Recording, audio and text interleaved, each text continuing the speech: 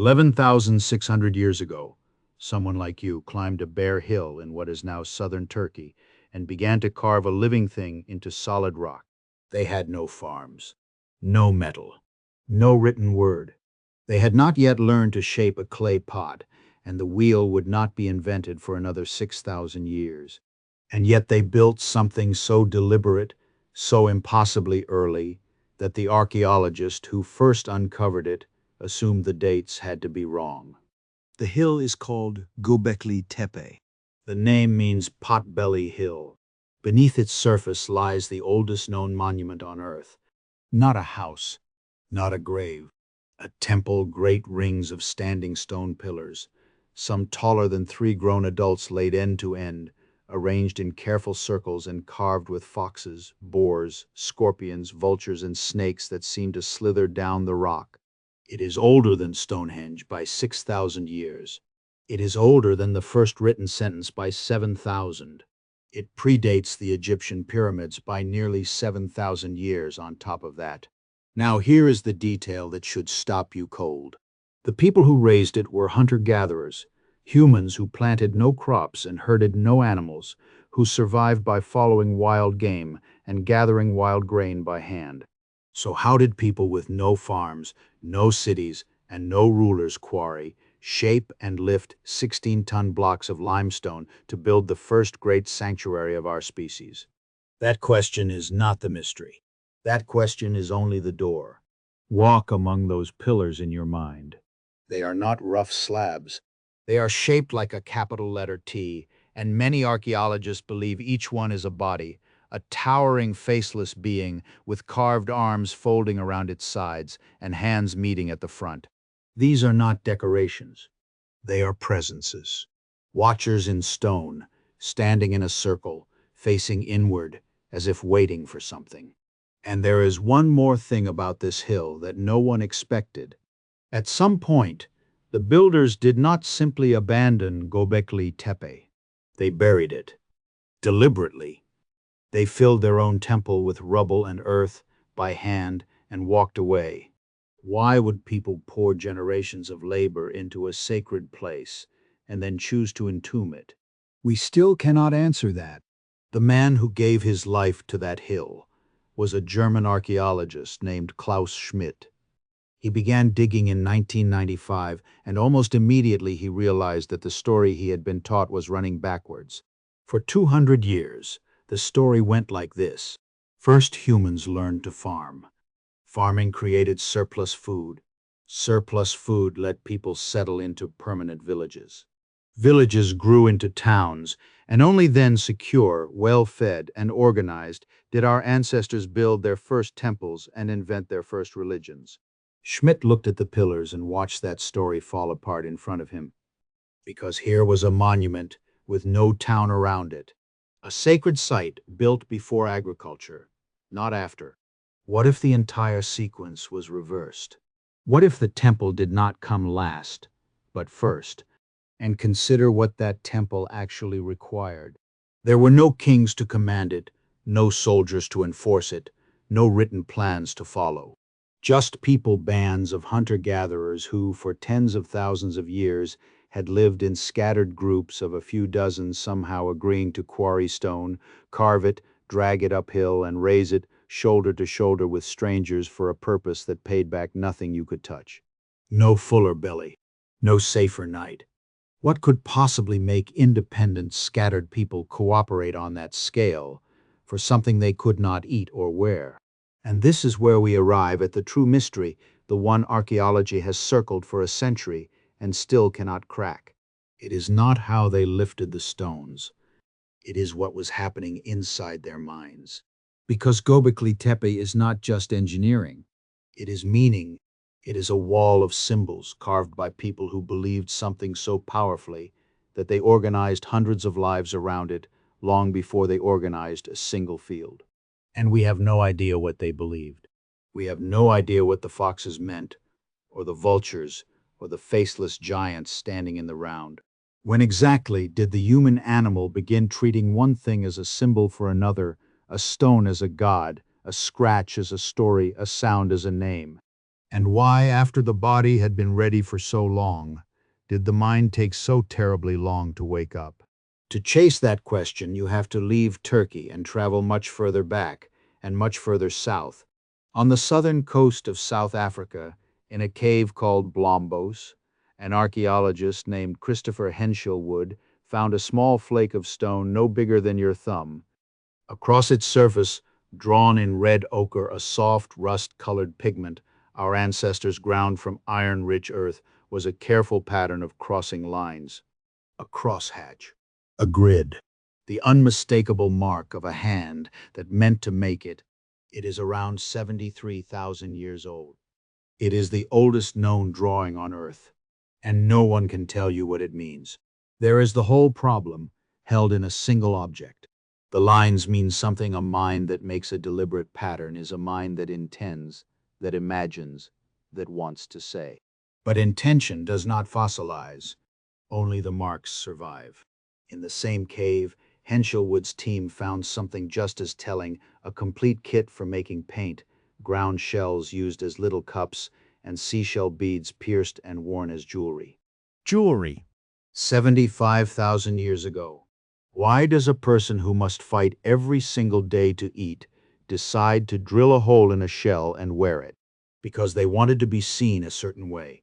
Because the shell said something about who they were. That is symbolism. That is you. The marks at Blombos are not alone, and the pattern only deepens.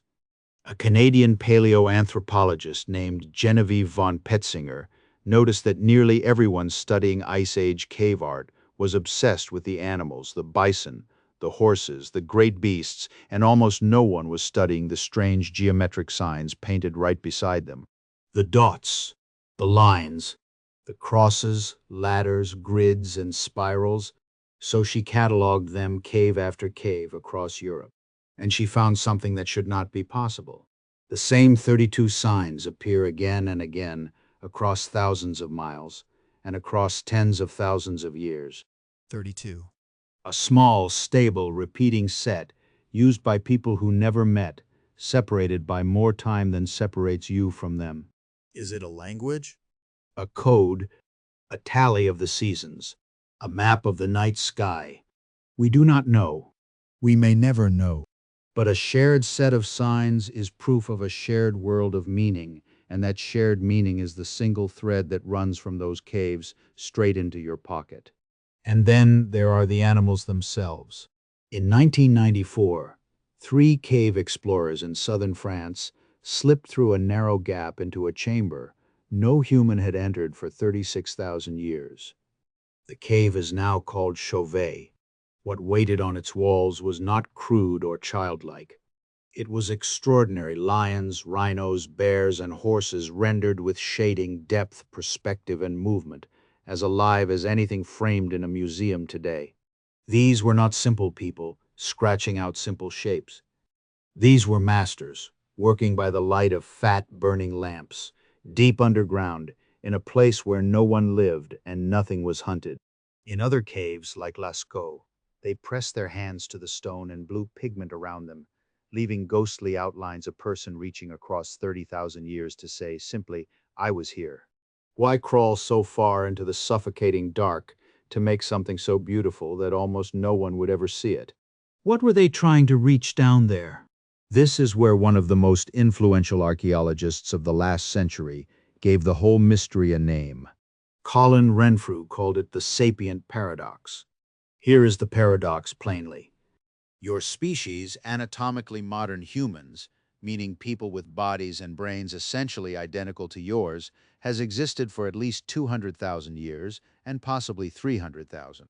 But for the overwhelming majority of that time, almost nothing changed.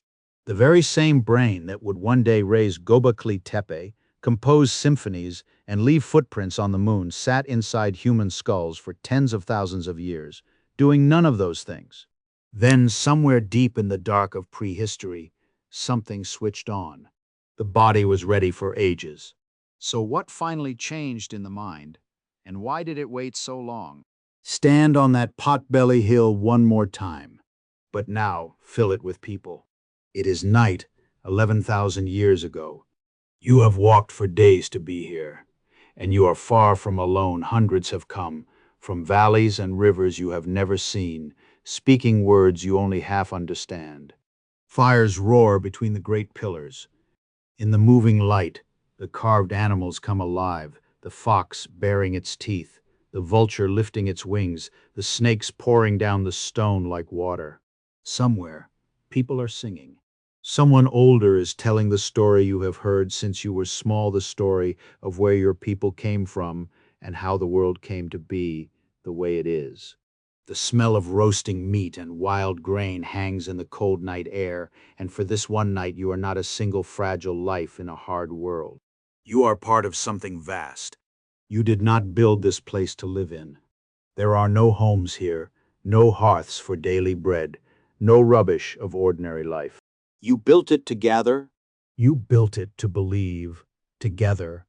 And when the gathering is done, you face a problem you have never faced before. You have to feed hundreds of people who will keep returning to this hill year after year, generation after generation, drawn back by something they cannot put into words.